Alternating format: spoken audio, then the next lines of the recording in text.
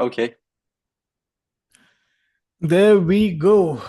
One more beautiful day, one more office hour session. 40 people so far. Wow. Welcome. Good morning, good afternoon, good evening, beautiful people. My name is Akash, and I am your customer success manager here at Smartlead. Before we kickstart, yes, we have Gabriel Martinez here.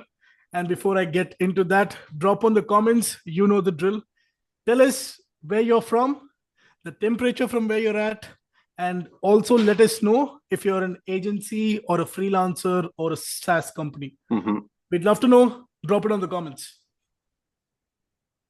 Let's see. Hi Rem. Hi Ronaldo. Hi Alex.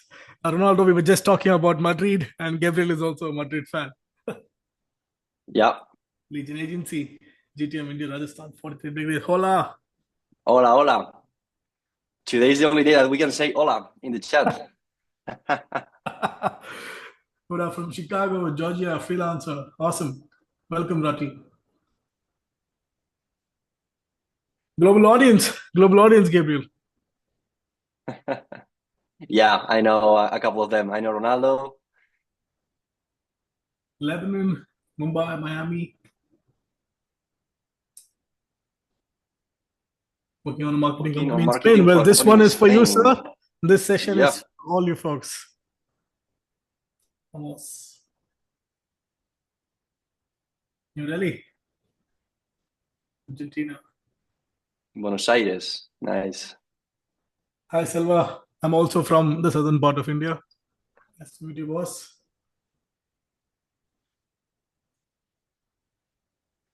Hey, Oscar. Perfect. We do have the crowd. Keep it coming, guys. Keep it coming. But without further ado, let me kickstart. As you all know, the Spanish speaking B2B market is booming, but only a very few know how to crack it effectively, and Gabriel Martinez is one among them. He is the Mm-hmm. founder of Reachflow, which is a lead generation agency. He has 4 years' experience in building businesses, started in Web3, evolved into social media and GTM strategies. He loves and is passionate about business, tech, and he loves sports. But before we kickstart, Gabriel, over to you, sir. A quick round of introduction, and we can jump straight into the presentation. Yeah. First of all, thank you to the Smartlead team for the invitation. And thanks, Akash, for hosting this session with me. Absolutely. It's a real honor to be here, being completely honest. And correct me if I'm wrong, but I don't know if I am the first Spanish speaker founder that's here in the office hours. Yes, sir. Okay, so I will try my best. But most of all, I hope you leave with a few takeaways so you can know if the Spanish Spanish market is for you or not. Perfect. If it's okay, we can jump straight into the session. Thank you so much for the introduction, Gabriel. And I had a few things prepared for you. I had a few All questions right, around nice. Spanish market. And the first one is for the audience. What is the state of outbound in the Spanish market? Let's see.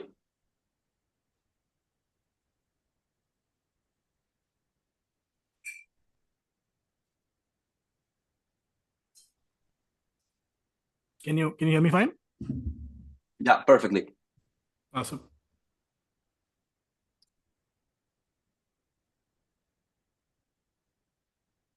All right.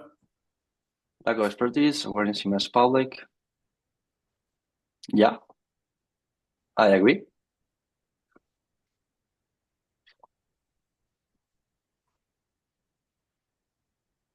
What else?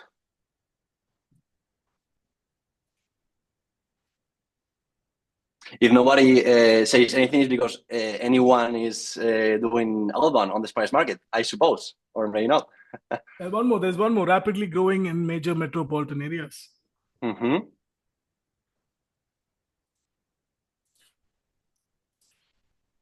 I speak Spanish, but the speakers not even is very, but who knows?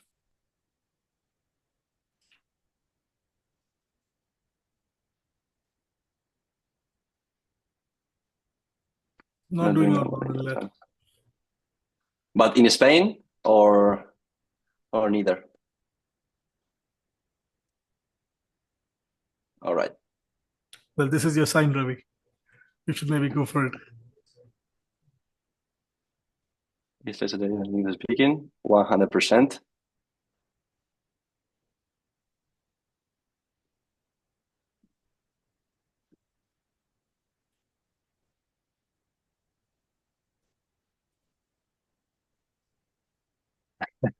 In Miami, it's a necessity.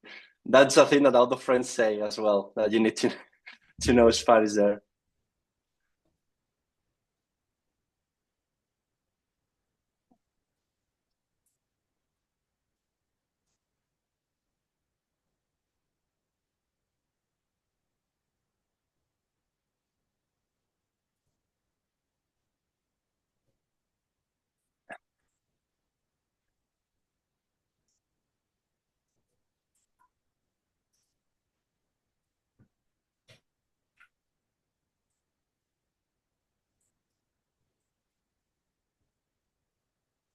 Okay, so I think there is no more responses. Sleeper markets.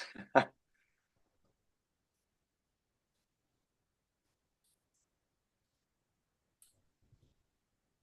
do outbound in LATAM, and the tricky part is copywriting, translating the offer, or creating the personal line with the Mexican style. It's curious.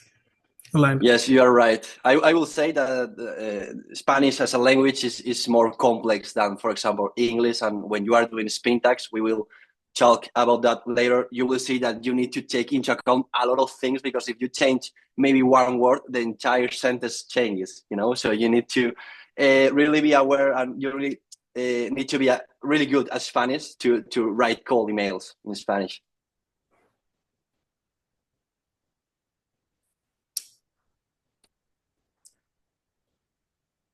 It's a process. In Spanish for that. It is a process. Stick through it. It is.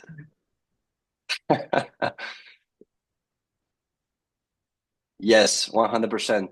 Also, the dialect changes from country to country. In fact, I mean, in each country, for example, in Spain, there are different languages inside Spain, So it's important to take that into account, because maybe you can use this type of languages if you are going to target some specific locations.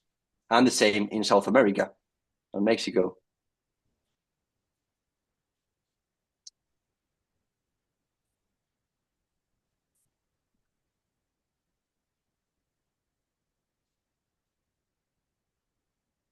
Mm. Nice.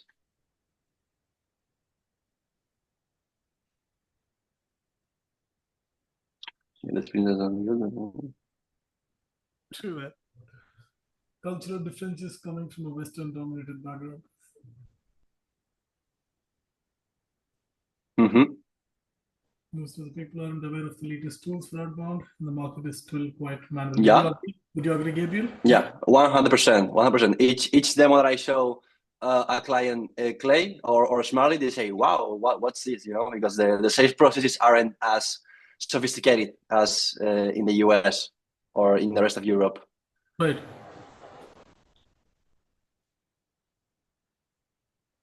Mm-hmm.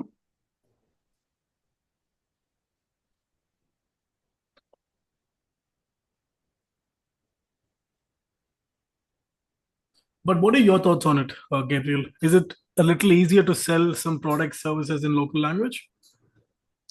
I will say yeah.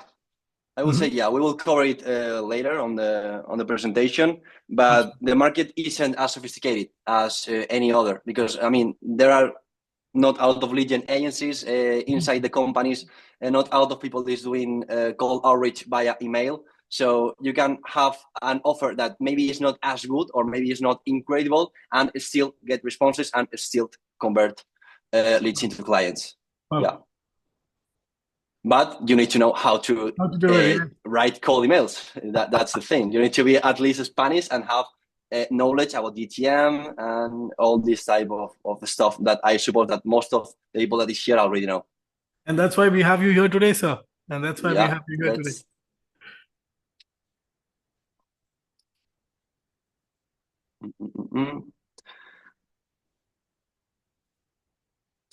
Nice question. Possible to use Client for AI to convert English to Spanish and personalizing customer? If not, any AI solution Yeah, of course, it's completely possible. I mean, you are going to have some text, but the quality of the text, it's not a real message that a person that talks Spanish will send. So yeah, it will be valid, but the people that receive that mail will say, okay, this is 100% AI, and I am not going to give you a reply.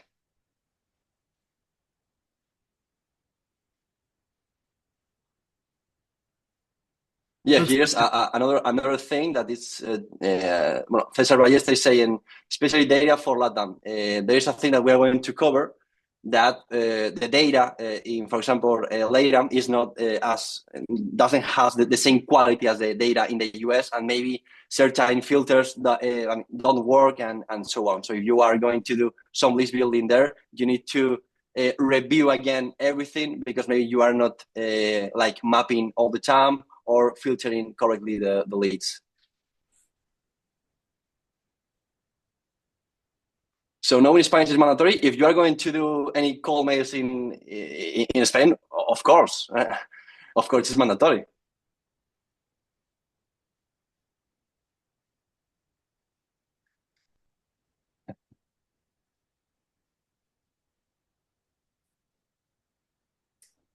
I see deliverability questions coming in.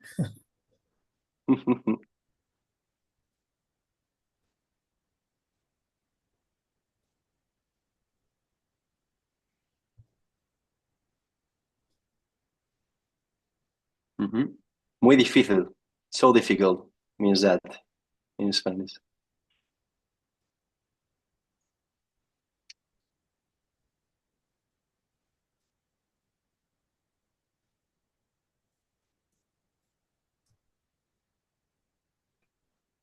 But maybe we can kickstart, Gabriel. I think the questions are going to keep coming in, and we can kickstart. Okay. Yeah. Let's do it. Let me share my screen.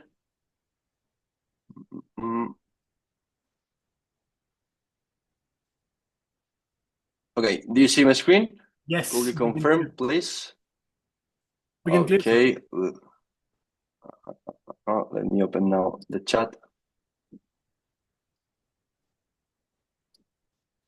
All right. Okay, guys, let's start with a quick question. Have you ever run a campaign in Spain or LATAM? Maybe in Spain, I know, Mexico, Argentina. Feel free to answer in the chat. We'll read you.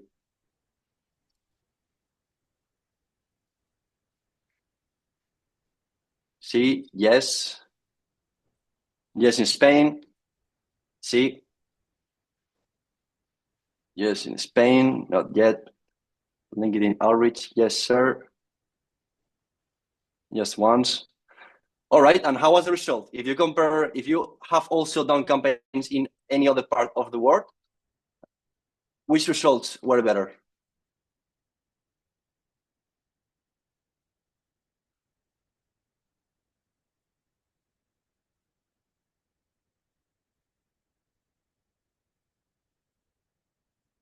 LATAM in Spain, above results the world. Better results in India. Most people are often interested in taking meetings, but it was hard to get good opportunities. Yeah, I agree with you there as well. Some people are more open to reply.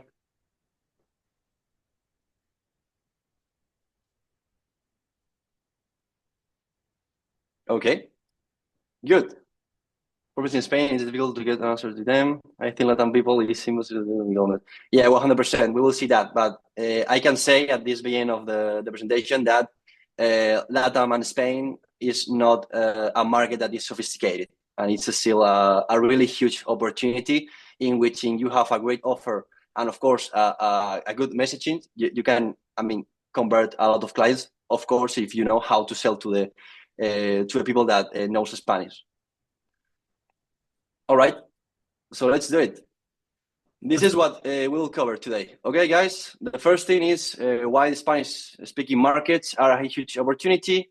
Then I will talk about the key cultural and tactical differences between all the countries, because there are some stuff that is different. For example, the famous holidays that we have here in Spain. If you want to do any call outreach campaign on July or in August, you will receive like all out of office constantly into your master inbox. So there are some things that you need to take into account when you are targeting this type of countries, okay? And lastly, I will talk about how we are scaling and we scale Reachflow. Okay, so I want here to do to make an interesting question and says like this: if reply rates were 3 times higher in Spain and LATAM, would it still make sense to only target the US? It is a great question that I want you guys to find the answer at the end of this presentation, because I am 100% aware that if we compare where the big money is in the US, of course. But if you have 3 times a better reply rate in Spain, and the deals that you close, maybe they are 3 times less, the result is the same. So I want you guys to give it a try to this market if your offer, and of course you have like a sales process that fits and they know Spanish, and see the results. Okay, but first thing, who is Gabriel Martinez and who is me? Better. I am the founder of Reachflow. I have been 4 years building businesses. We started in Web3 and evolved into social media and evolved again into GTM strategies, and that's where we are right now. And I've always operated under agency model. In fact, you will see later that we started with a Web3 agency, because I mean, selling services is something that I love, and it's my thing. Then right now we are currently managing 17 active B2B clients across different industries. Most of them, they are from Spain, but we have also clients in LATAM and a couple of them in the US. Also, we are super specialized in Spanish markets and active globally. And a little bit about me is that I'm passionate about business, tech, and I genuinely love sports. So, quick introduction about me. I don't want to talk about this a lot, but you can guys have more context about where do I come from. Okay, in 2021, we started a consulting firm, Web3 consulting firm here in Spain, and then we pivoted it to Web3 product launches, mostly NFTs, and we did a really great job with a team of 12 people, in which we could generate over €1 million from one single launch. And when then we pivoted, because it wasn't a thing that I was enjoying so much doing. And it's when all the content creation stuff keep going on, and all the people started creating content, and I saw a big opportunity into the content creation world.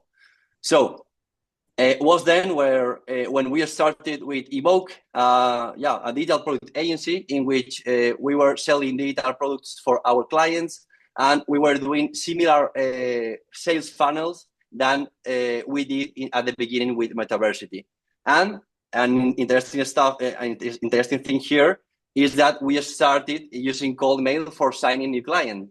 And with this agency was the first time that we saw a really big opportunity to acquire clients for our ICP as clients, right?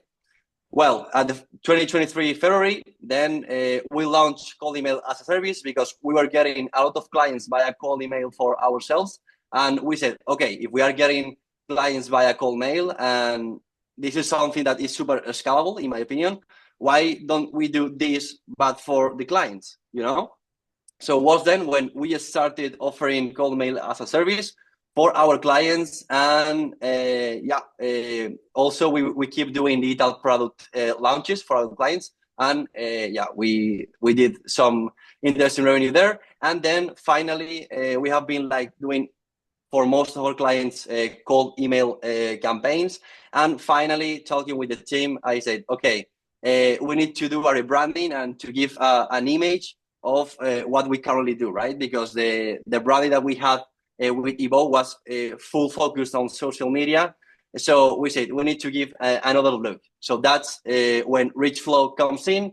We did the rebranding on January of 2025 this year. And we are a GTM agency in which we do cold emails, we do cold LinkedIn, and also we just implemented LinkedIn content creation so we can do an outbound system for our clients. Currently, we have 17 active clients, and we have generated over 3 million euros for all of them in only cold email campaigns, okay? And that's in 2025. Well, this is some case studies that we have. I am always trying to get the most case studies possible, and you can check all of them in our website if you want to see how we achieve this type of targets. For example, for this client, we achieved €500,000 in one single campaign, but there's some interesting things that you can check out in reachflow.org. Okay, so now let's start with the interesting stuff here. The opportunity. Okay, if you go into Google or into ChatGPT and you ask which is the language, the most spoken language, you will see that the Spanish language is the fourth one, and we have a lot of metrics because we also do a lot of campaigns in the US and in the rest of Europe, in which our reply rates are 3 times higher in Spain. Why this happens? Because, I mean, the competition in Spain or in LATAM is not the same, as I said at the beginning of the presentation, as in the US market or Europe. So this is a map in which you can see which countries are native English speaking and also native Spanish speaking. Because it's not only Spain. I mean, if you check, like we will see right now numbers, but there is a lot of people living in South America, a lot of people living in Mexico, and in fact, there's a lot of businesses that you can contact and sell your solution or your services in there as well. Okay, so let's talk right now about numbers. Okay. This is data that I took from ChatGPT. Also, I did a super fast search into Apollo accounts. So these are not exact numbers, but the thing here that I want to show is that you can see that in the English market, I mean, there are over 1.5 billion total English speakers, while Spanish, there are only 560 million total Spanish speakers. That it's a lot of people, and if you try to search for accounts in the US and in the Europe, excluding Spain, of course, you will find that you have almost 500,000 accounts with over 50 to 500 employees in the US. Okay, and then if you you search the same stuff into Spain and LATAM, you will find that you have this number of accounts.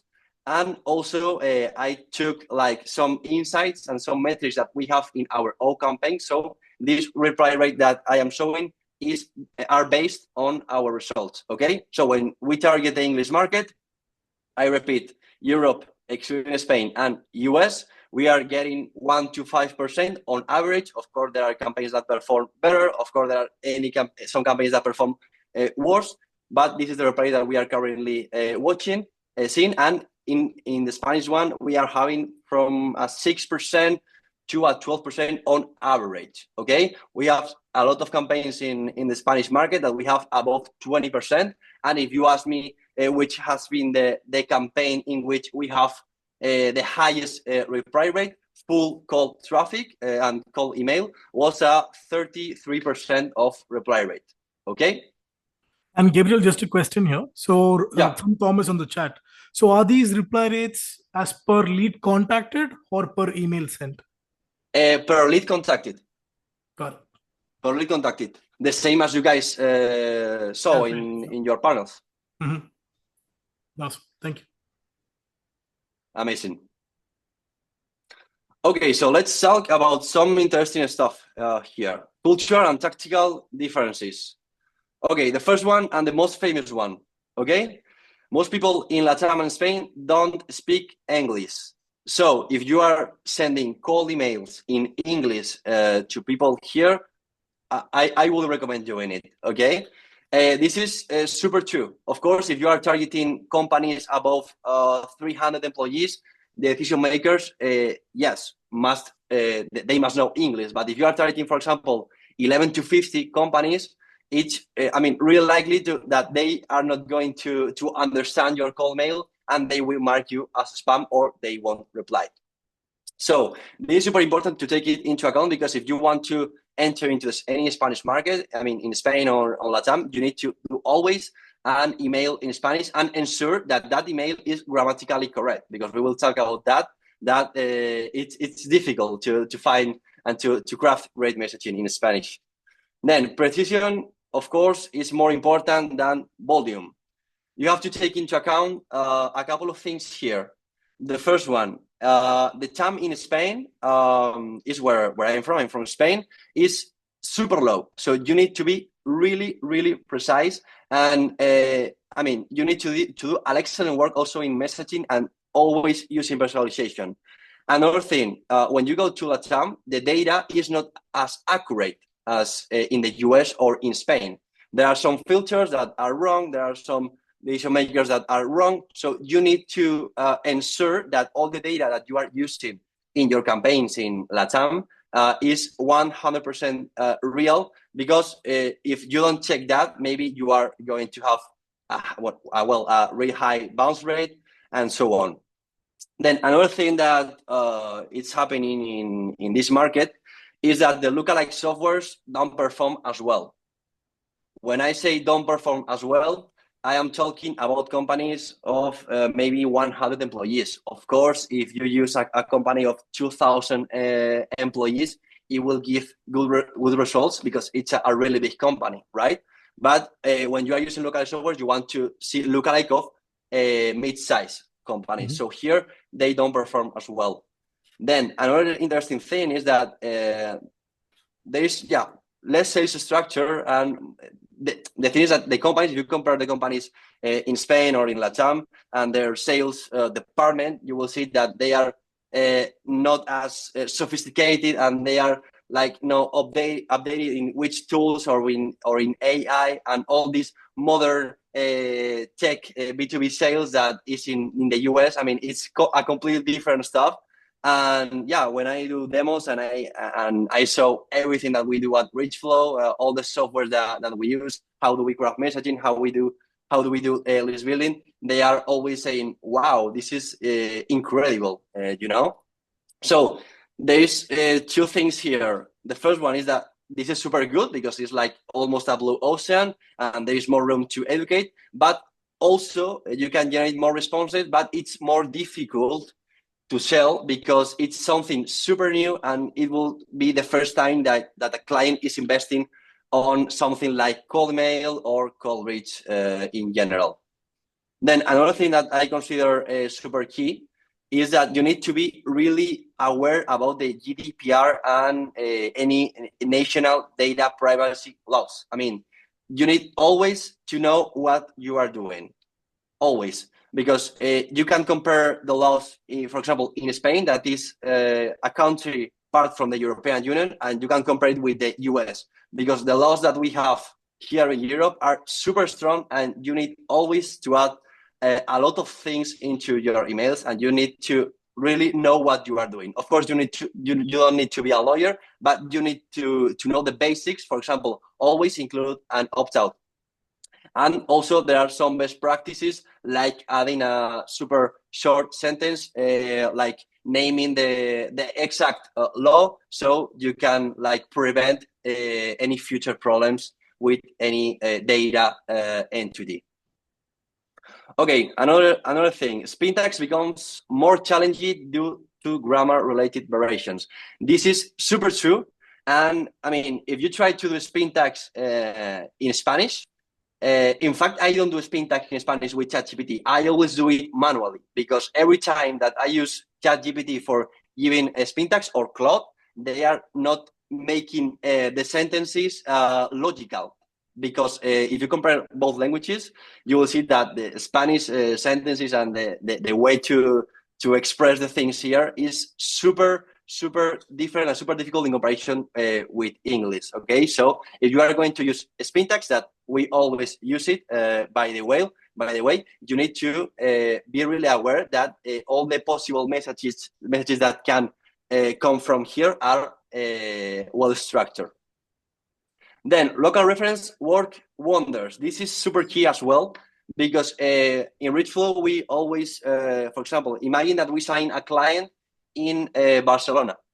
I think everyone here knows Flow to Barcelona. Well, Barcelona is the city in which we have a potential client, okay? So if we sign a client there, we will first focus on all the companies that they have near Barcelona, because when you are messaging someone that is near and that feels near, you will have a lot of responses in comparison than, for example, if you contact to anyone in the other part of the country. So this is super key, and in fact, it's something that we always prioritize every time we sign a client. We first do list building and prioritize always the location in which our client is located. And last, of course, you need someone who masters the language and understands GTM, and otherwise your messages won't land, aka us. Okay, so here, guys, do you have any questions before I continue? Is this something interesting? What do you think? Yeah, tell me. There are a couple of questions in the chat, Gabriel, but kind of a little apart from what we're talking about. I hope it's okay. Yeah, for sure. Go ahead. The first one is, what do you think about Twain.ai to max up amount of cold emails per day? Have you got your hands on Twain? What are your thoughts on it, sir? We have tried it, but I still prefer a messaging in which you are doing some static paragraphs. I mean, I have tested both, okay? So our covering copies are, most of them, is an structure, a manually structure that we create before, and then we use AI lines with OpenAI, okay? But the structure is always crafted manually. Twain, we tested it, and it didn't give us really good results, but I have to say, being honest, that I haven't tested a lot. I just did some tests, and that's it. So I can answer you that question. Got it. Thank you so much. And the next one is from Gerald.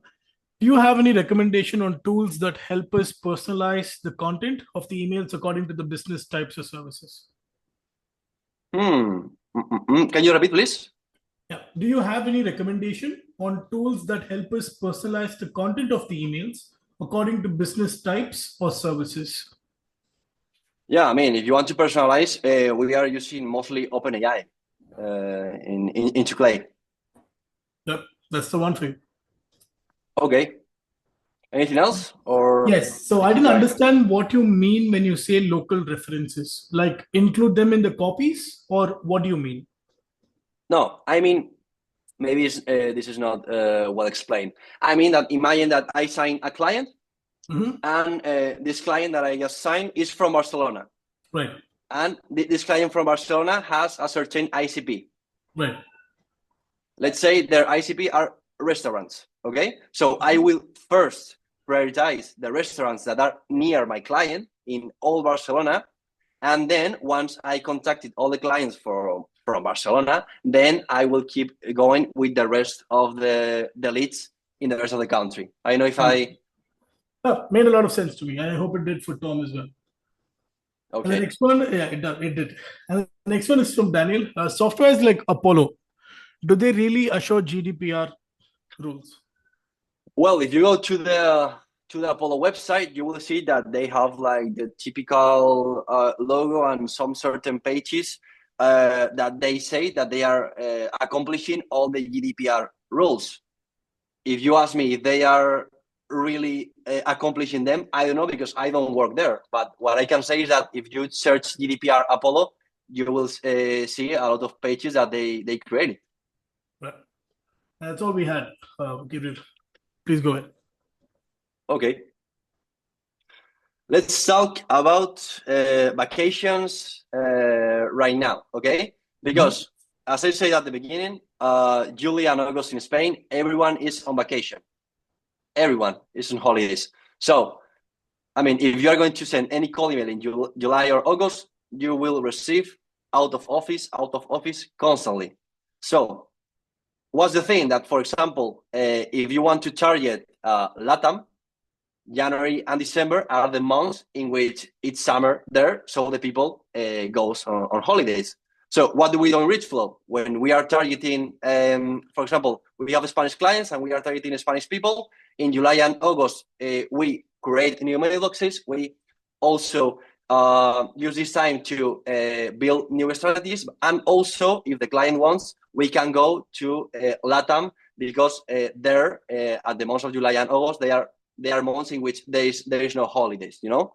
And on the other side, the same for clients that are from LATAM. January and December are months in which they go on holidays, and they are months in which they can target people in Spain, because the people in January, not December, because December is Christmas, but for example, the 8th of January each year, all the people is back to the office, and it's a great time to contact them. Right. And also another thing that is important to say is that you need to be aware about the local and national holidays. Okay, for example, the National Day of Spain or the National Day of Colombia. I don't know, because here I have also a lot of metrics that we did for ourselves and for clients, in which we were comparing. Okay, let's do a campaign on a holiday day or on holidays. No, it's not working. Yeah, you will get some responses, but most of the people, when there is any type of holiday, for example, a Thursday that is the National Day of Barcelona, okay, let's say that, you won't get as many responses as if you contact them on a normal day. Got it. Okay. And a couple of questions on the same lines, Gabriel, right? So one is, what do you do to maintain monthly clients during July, August, if campaigns don't work very well in Spain, but your IPC is not LATAM? Well, great question. The thing that we do here in Reachflow is we contact until, well, if you are from Spain, you will know that July, there are people that takes holidays on July, or there are people that takes holidays on August. So August is the month that is off. Everything is off in Spain. So what do? We have the campaigns active until, let's say, the 24th of July, 17th of July. And then in August, we say, hey, we are creating new strategies. We will warm up a lot of more inboxes, so they keep with us. And also, we try to give them in July and in September more results, so it can be like a compensation, you know? Got it. And what tone of voice is generally recommended for outreach emails to the LATAM market? For example, I tend to use a more casual tone when writing to North America and a slightly more formal one for Europe. Can you please repeat the question? Yes. So what tone of voice is generally recommended for outreach emails to the LATAM market? For example, I tend to use a more casual tone when writing to North America and a slightly more formal one for Europe. So what would be your recommendation here, Gabriel? It's a good question, but I always, in all the messaging that we create at Reachflow is super casual and personal. I mean, we are not using any formal copy, being honest. Got it. And one more from Thomas. Do you pause campaigns for holidays? Example, 25th de Mayo in Argentina.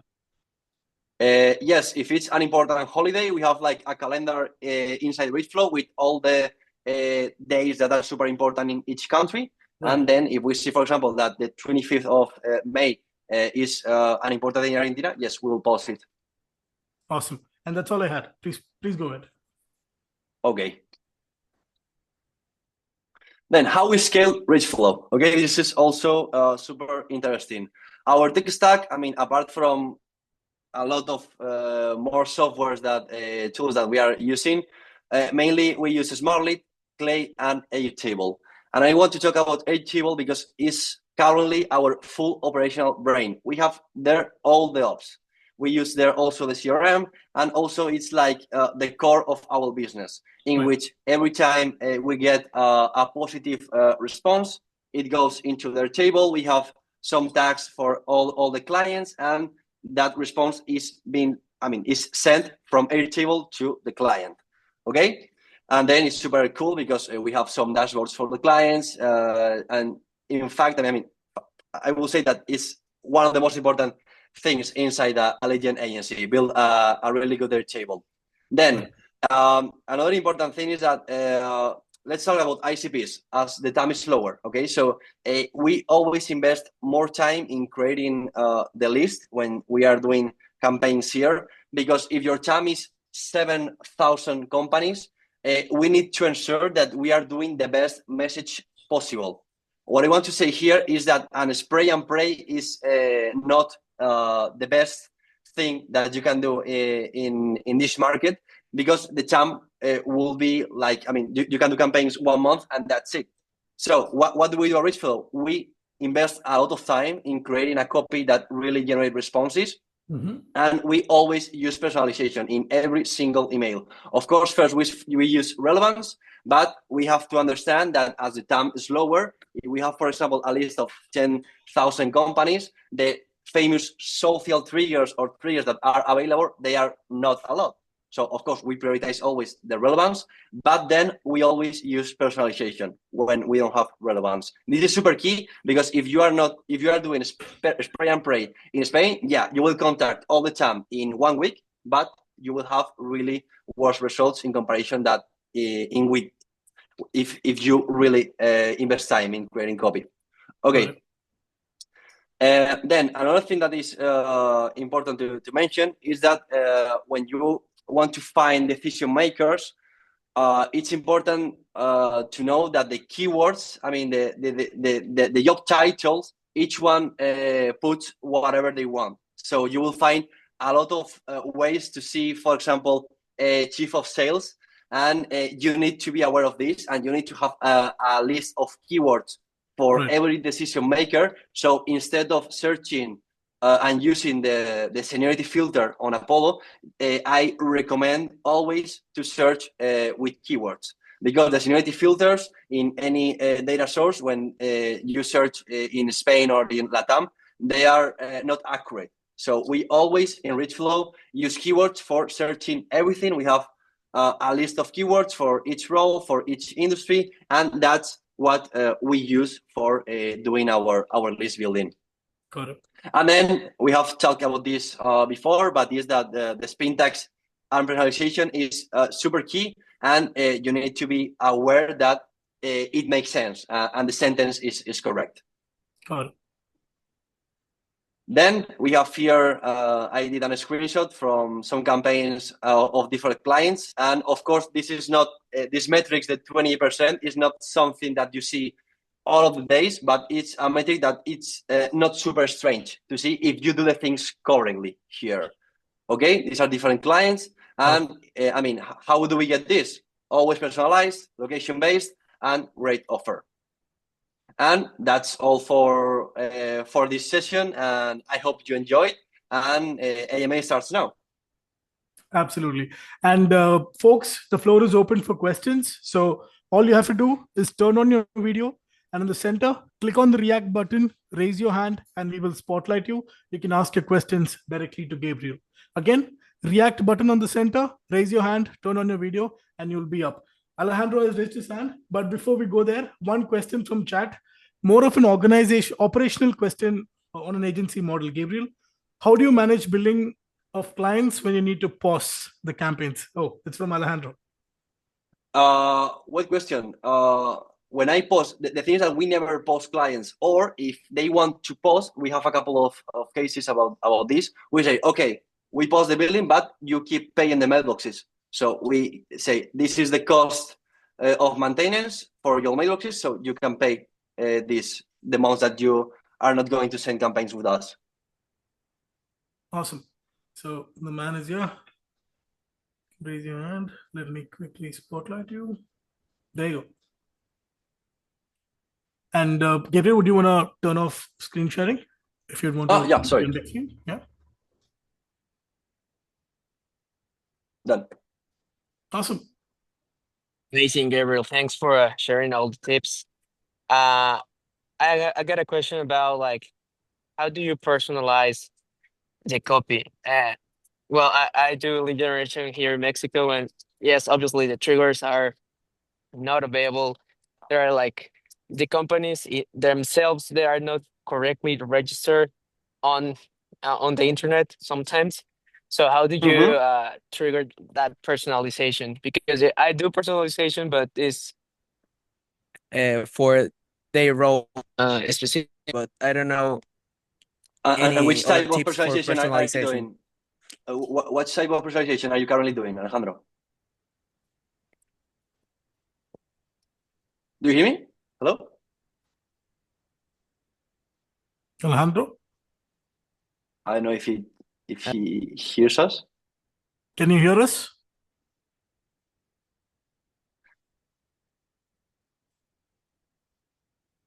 I don't know. Alejandro, can you hear us? Looks No? like he's having some He, internet. he left? Do you hear us? Do you hear me? You don't hear me. Okay, Yep. I was asking before giving you an answer that what sort of personalization are you currently doing for your campaigns in Mexico? Yeah, I'm currently doing the for like job title and Uh-huh. industry, company, like uh, taking relevance of each job title and the development of the company. Yeah, when I say personalization, I mean it's not something that you have never had. I mean, the personalization that you can do, there is a list of them, you know. But when I say always use personalization, for example, is you have your copy and then you have at the PS line personalization. You know, what I was saying with that is that always in every single message, you need to add some sort of personalization so you can increase the Yes. chances of getting a reply. But the personalization that we are currently doing are the same as you and the same as most of the cold email agencies here in Spain. Okay. Yeah, And because in Spain and the US, sorry. yeah, I was confused. Like, where does he have that a lot of data? Yeah, I mean, there is Something there like is no that because personalization Mexico that we is have created, you know. I mean, there is yes. no personalization that we have created here. I mean, we are using, in fact, the market that we follow and all the trends are in the US. So we are using all the personalization that you constantly see on LinkedIn. Okay. Thank you, Gabriel. No worries.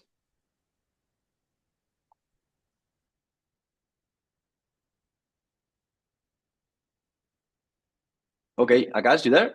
I think I lost you. Yep. Ah, My internet okay. had a hiccup. Sorry about that. Thank you, Alejandro. There you go, sir. There are two more questions.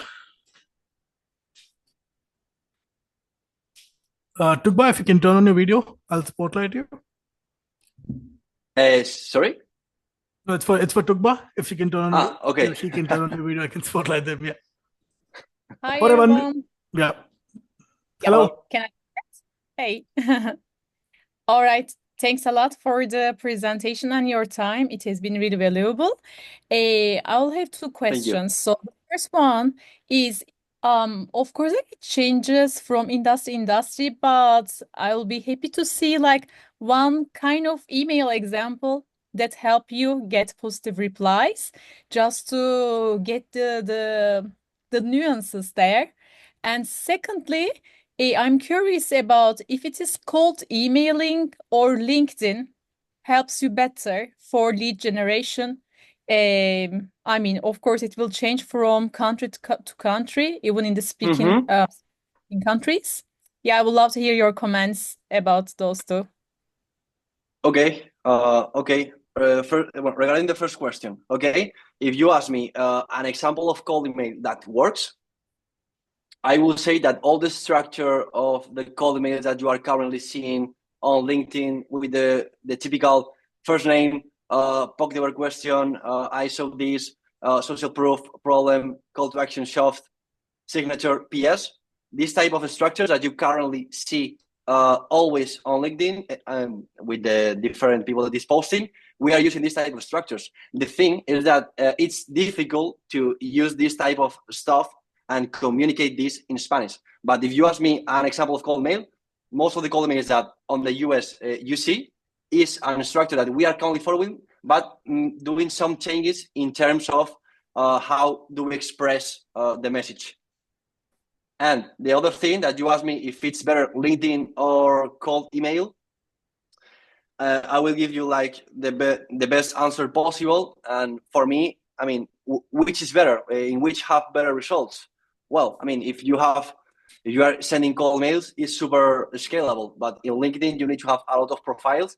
So if you want to acquire clients fast and you want to get leads faster, cold mail is your tool. But if you prefer to build a social media brand, to have presence and so on, LinkedIn, of course, it's a super powerful channel.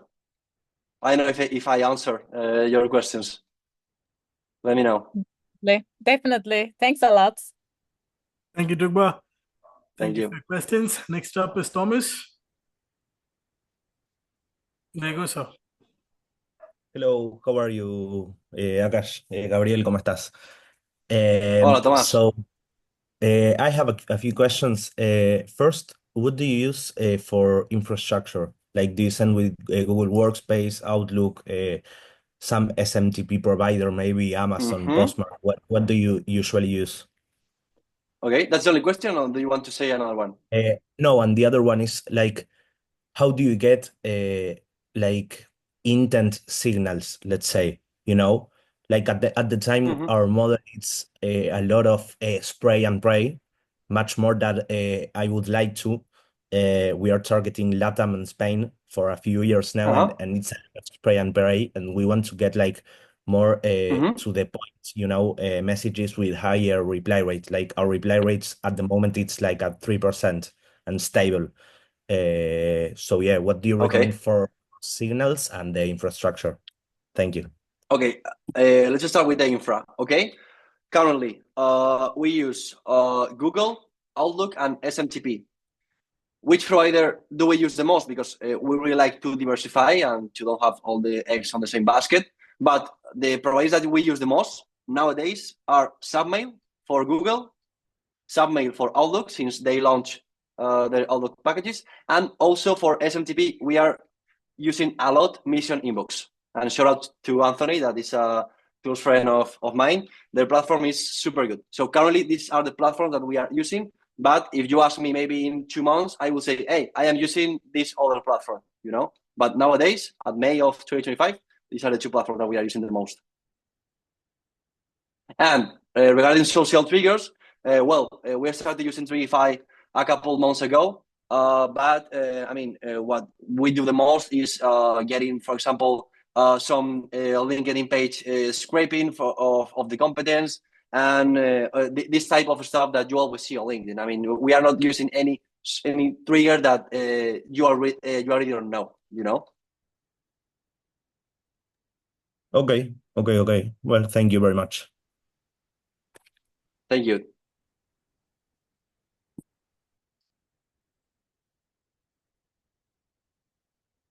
I don't hear you, Akash. You are... Yeah. Before Luis comes into video, one question from the chat, Gabriel. It's from Jack. And what Jack has is, what mix do you do more of? Directly asking for meetings or lead magnets? And for lead magnets, what's your process? Do I have to Great question. Yeah. Super good question. In fact, hola, Jack. It's a close friend of mine. He's from Spain. Okay. Great question. Let's start from the beginning. Depends on your offer. If your offer is really good, if your offer is incredible, you should ask for a call. That's a personal opinion. If your offer is not as good or difficult to understand, it's when I will recommend you using some sort of soft CTA. Yeah. And regarding lead magnets, this is an important thing as well, because everybody is using lead magnets, but everybody is using the same lead magnets, So for each client, every time we sign a new client, we sit down with them and we say, okay, what things can we give for free that your ICP will pay for? Right. So it's a process in which you need to understand the problems of their ICP, and it's super important that they need to be actionable in the way that, for example, I give you this, so you can use for doing this and so on, some sort of thing that they can use super fast and they can test it. So for each client, each client is a world. So we sit down with them, we have a kickoff call, and a lot of time we have a second call with them in which we talk about which type of lead magnets we can create. But I want to say something is that the best lead magnets are not the ones that you see on LinkedIn. The best lead magnets are the ones that nobody says. So each client will have his own lead magnet for their ICPs. Got it. Makes a lot of sense. Hope it answered your question, Jack. Thank you, Gabriel. And next, I'll quickly unmute Luis so that he can ask his question. Yeah, sure. Hey, Gabriel, how's it going? Thank you very much for everything. Has been a pleasure. Wanted to ask you real quick. So, for example, my company, we help car dealers of used cars to improve their images online and to do inspections and all these things. So, I wanted to ask you, because we are currently using Smartlead on a sequence during cold emails on a sequence of 4 emails. I wanted to ask you, like, for example, in the very first email is like, hey, so you are missing this, and on my experience, this can help you do this. Second email is like, hey, like a lot of people start, for example, the search for cars online. So most people have really bad pictures and blah, blah, blah.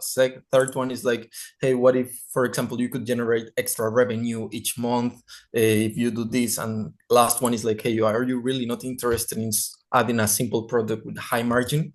So it's more or less the approach that we do. What do you think about it? Is there any way we could improve to achieve a higher rate? All right. To give you a proper answer, I will need more context. I mean, where are your ICP? Where are they from? I mean, which problems do they currently have? Which context do you have from each car dealer? I mean, I will need more context. Let me tell you like something like extremely specific, for example. So we are targeting, let's say, one car dealer from Spain. They have terrible images. How would you approach? That they have. We offer image enhancement. Image enhancement. How? Well, I mean, we will need to see first of all, you need to understand the pain points and then see if your offer resonates correctly with them. The structure that you told me at the beginning is a sequence super valid, and a lot of people is currently using it. And I want to ask first, I mean, what's the reply rate, the conversion rate that you're having on these campaigns? So, for example, last one, we had like 200 emails. We had, and we had like, I don't know, 5% response, and only 1 were positive. So we were currently wanting to improve a lot. But my question here is, if you have a campaign with only 200 leads, why don't you approach it was it a small one just for testing. I don't know. I know it should be like, I don't know, 1,000 or something higher, but use one. Okay. The thing is that I can give you an answer because I will need to see the entire copy, but what I can recommend is that don't only send 200 emails. If you are only going to send 200 cold emails, I mean, I recommend you to manually call them or send some cold email manual. But I would recommend test with different angles. I mean, maybe some car dealer, do you think that they have one problem, but maybe that doesn't resonate. I will recommend having different A/B tests with different angles and see which one is getting more responses.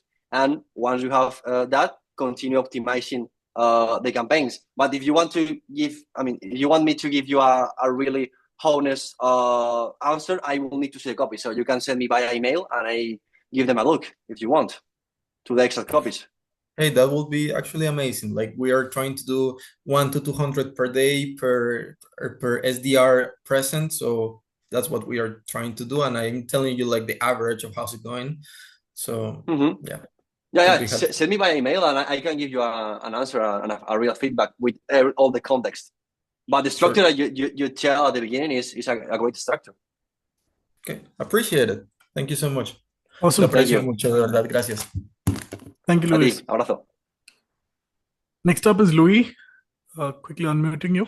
If you can turn on your mic. Yep. Cool. I appreciate you holding the space today, Akash, and for Gabriel hosting the workshop. It's been super helpful. And my question's going to be pretty straightforward, pretty simple.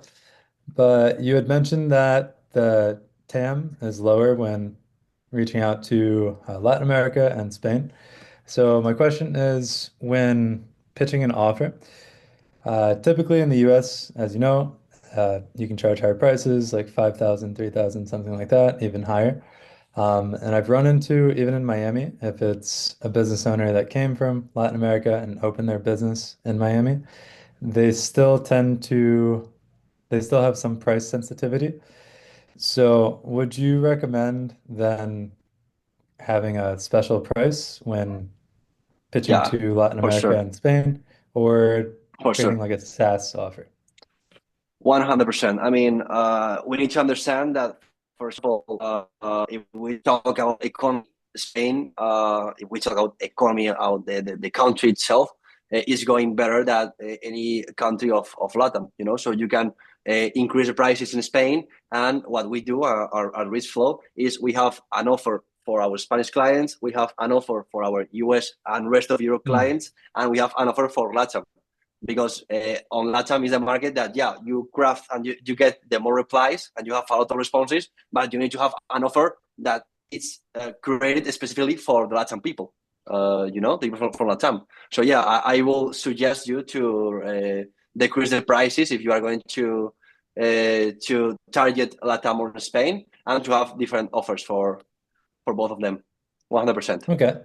And then how do you, I guess the follow-up to that would be, how do you keep it profitable for the business then if it's the same amount of effort for less money coming into the business? Well, depends of your business model. I will need to see your business model to see if how many you can decrease the percentage, you know. But if I talk about the lead gen agency, the infrastructure cost is not really high, so the margins are usually high as well, you know. But if your business model is completely different, you will need to see how much can you decrease your prices so you can still have a good margin. Okay, that makes sense. And yeah, even just you speaking there, I realize because we typically do lead nurturing. So I guess if we focus or have a lead gen offer for Latin American clients to help them get more leads in the door and then to be able to convert them, that would make sense. And then just doing a percentage-based offer. Cool. Amazing. Yeah, I appreciate the response. Thank you, Louis. Thank you. Have a good one. Yeah, you too. Awesome. Gabriel, those were all the questions we had. Anything else to add before we go, sir? No, I mean, thank you so much for having me here, and I can't wait for do another one like this. Absolutely, and thank you so much for spilling all the gold. And I think you've opened the portal today. You've kind of given us the push to reach out to the LATAM market. And see you on the next one. Absolutely going to see you on the next one. But until then, thank you so much. Thank you so much for taking the time, team. You know, 3 consistent things in life: death, taxes, and office hours every Thursday. See you all on the next one. Until then, ciao. Bye-bye. Thank you. Adios.